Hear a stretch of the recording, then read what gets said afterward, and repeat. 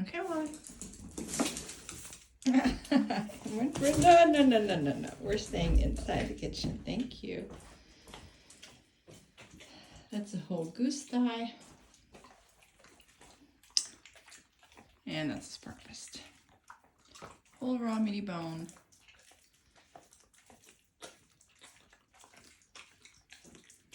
Takes him about 15-ish minutes to eat the whole thing. So since goose is more on the fatty side, I definitely cut off a lot of the fat that was on it. But he gets to eat the rest, including the bone, because it's raw and pliable and soft.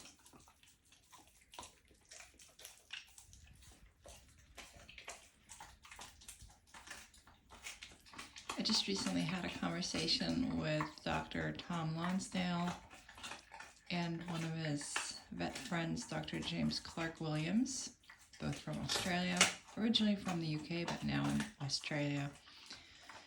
And they both highly recommend feeding larger raw meaty bones to dogs, cats, and ferrets because it's what they naturally crave. It keeps their teeth clean, which keeps periodontal disease at bay. It stimulates their brain because it satisfies the natural craving of ripping, tearing, and chewing at raw meaty bones, and strengthens the immune system, and also supports digestive health. So, love it. As you can see, Wally loves it. He actually instinctually knows what to do. He's taking his time. He's switching the bone around from one side of his mouth to the other. You'll still be able to see if you continue to watch this video. So both sides of his jaws get a nice workout. There you go, switching over to the other side. And that's flossing right now.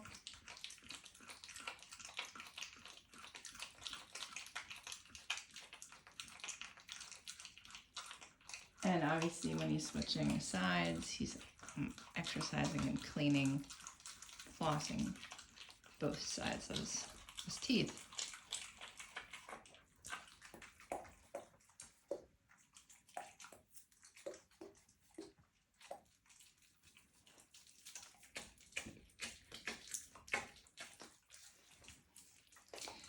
And the benefit of feeding larger raw meaty bones as opposed to smaller ones is that it actually keeps them from gulping. So if you're looking for a slow feeder dog bowl, scratch the bowl and try a raw meaty bone. Now I'll show you, this is my favorite slow feeder that Wally usually eats most of his raw meals out of. That's his water bowl. That's his slow feeder. It's made by a brand called Meaty. And I'll tell you what, I still use it on a daily basis. So I put smaller and ground raw textures in there. I also add whole fish to it. It's actually very conducive to put whole fish in there, like a whole mackerel or a whole herring. And I'll obviously also cut them up. Or I'll also put like a raw whole turkey neck or a duck neck or a duck wing in there. That works too. Or some rabbit carcasses. I put rabbit carcass in there too. Put it on top of the paw thingy here. And it works to slow them down. But this definitely slows them down the most, eating a larger raw meaty bone. Alright, so right now we are at about 4.5 minutes into this video, and he's not even halfway through the goose thigh, and he definitely would have been done eating his food out of this slow feeder here.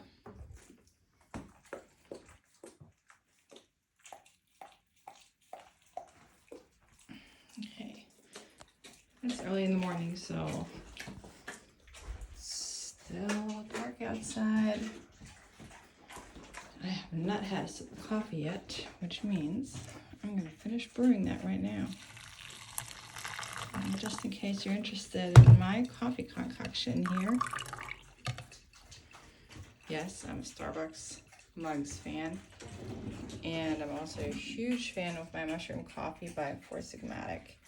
So I used to buy them ground, the coffee beans. Now I buy whole bean coffee and then just grind them up with my coffee bean grinder and store it in here, and then pour myself fresh cups of coffee every morning.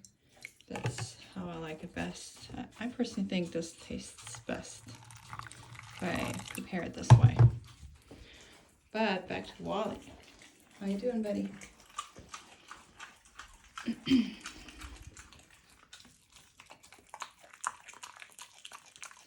Alright, now we are at 6 minutes.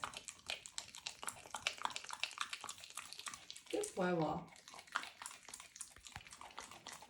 It's gotten a little smaller.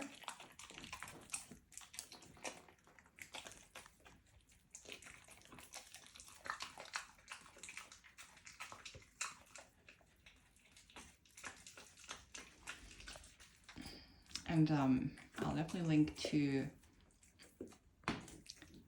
the video conversation that I have with Doctors Lonsdale and Clarke-Williams about raw meaty bones, whole raw meaty bones, as I said, medicinal benefits, and also features several feeding tips of large raw meaty bones. This one here, or one of the tips, is to feed it on a surface that's easy to clean. Now this is my kitchen. It's a laminate flooring, so obviously that's easy to clean. If you watch the video, you'll find some other tips.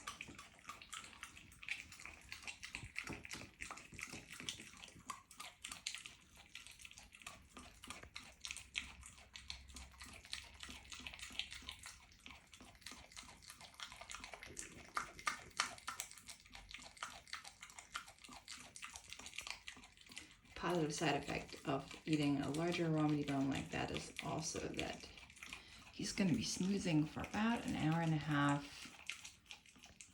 after he's done eating this, which is great because I'm going to go back to bed and he's going to get to lie on the bed with me. That's a special treat for him. He does usually sleep in his crate at night, but he's going to get a special morning cuddle treat. I've been working long hours this week, so I'm pretty tired, I'll tell you that. I'm going to grab my coffee, have that, and then snooze for another hour. And then when Wally's done sleeping off his breakfast, essentially, we're going to go for a nice long morning walk into our local woods here and fields. Probably walk for like an hour and a half, unless it's pouring rain, which it's not right now. It has not been the greatest weather here lately. So, used to live in the US, moved back to Germany in 21, and that's where we are right now, southern Germany. So we're very lucky as far as, local surrounding woods and forests go. There's lots of walking and hiking to be done around here, which is awesome. Wally obviously loves it. It's just this time of year, so it's December. We're like, how long are we away from Christmas? 10 days-ish, something like that? Less than that, oh my gosh. Well, 9 days, I think. Anyways, this time of year, the weather is not the greatest. It's either cold or rainy, so fingers crossed we're gonna have decent walking temps later. But anyways, all right, we're at 9.5 minutes, and Wally's making some progress on his goose thigh.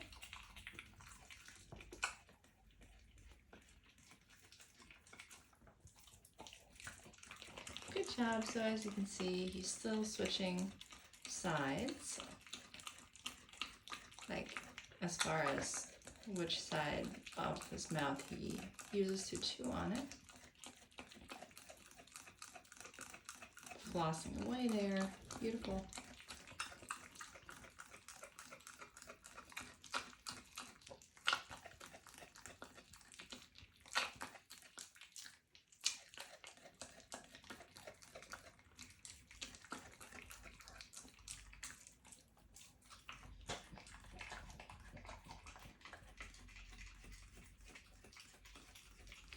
So this is really essentially Mother Nature's toothbrush.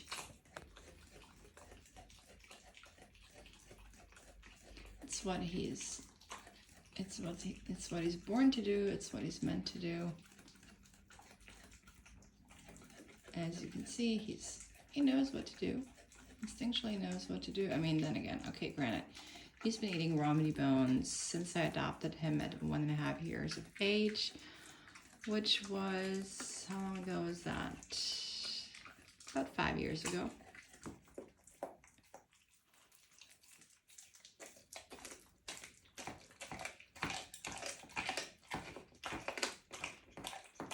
Yeah, 4.5.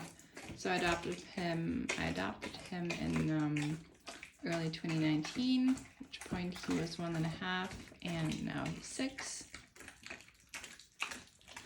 So he's had a few years of raw meaty bone experience.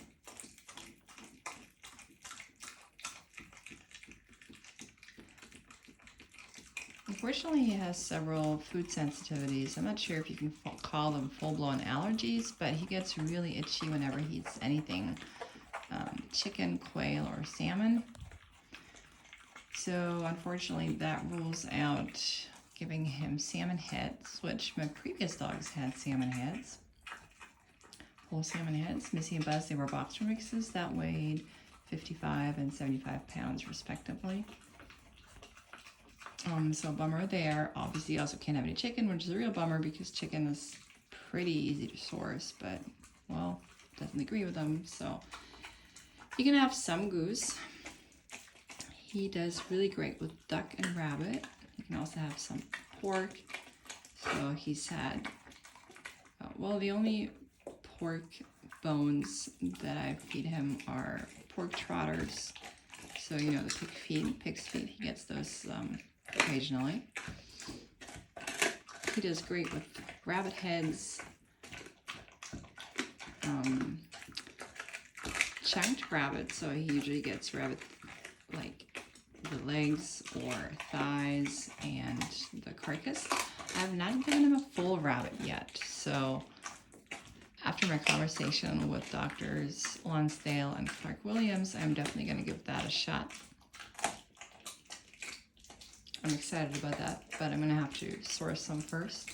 Luckily, I can find them at the local grocery store here every now and then, so the way I can buy them there is dressed, which means they're not going to have any heads, no feet, and no fur either. But it's good. So when he does get the rabbit heads, I can source those from raw feeding online retailers, which is awesome. As far as ducks, again, I can source whole ducks at grocery stores, and then I've usually cut them up, and he'll get the carcass, and they do come with the neck, and he can also have the wings and the thighs. They do not sell duck heads here in Germany. I have no idea why. So Wally did really, really great with duck heads back in the US. And I got those mostly from Raw Feeding Miami. Not so much here in Germany, and I don't know why, but it's a bummer. So those are great.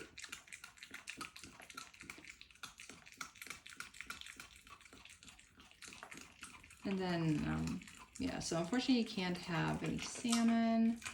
No salmon heads, and just an FYI, if you can source salmon heads from the Pacific, make sure you freeze them for at least 3 weeks before you feed them to your dog, because they tend to carry a parasite that can be fatal to dogs. So when in doubt, freeze for 3 weeks, or just make sure that they're not from the Pacific at all.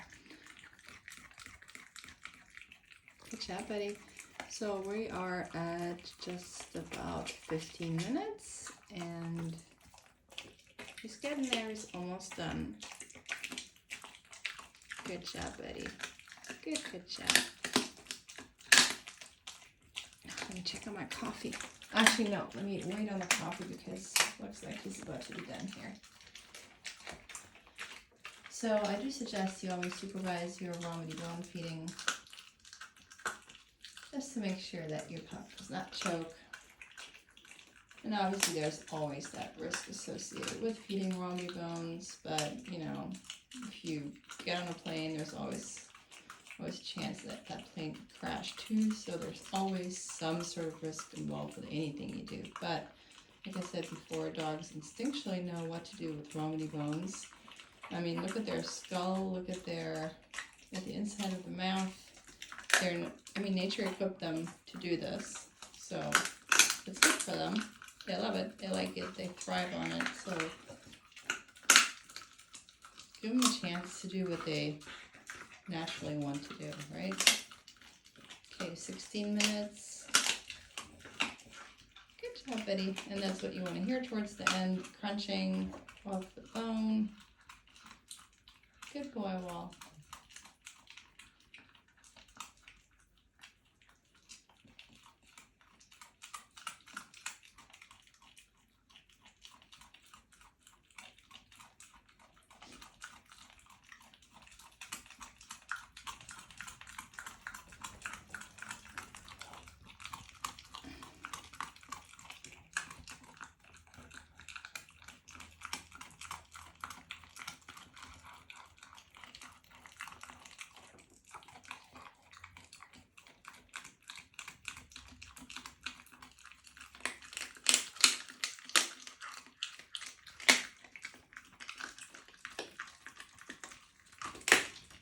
And switching sides again.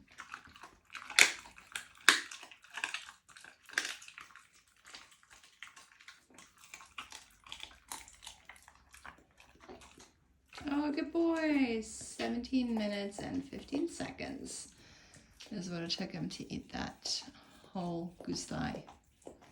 Very good boy. He's pre-cleaning the floor. I'm gonna go ahead and clean that up with some paper towels and hot soapy water, and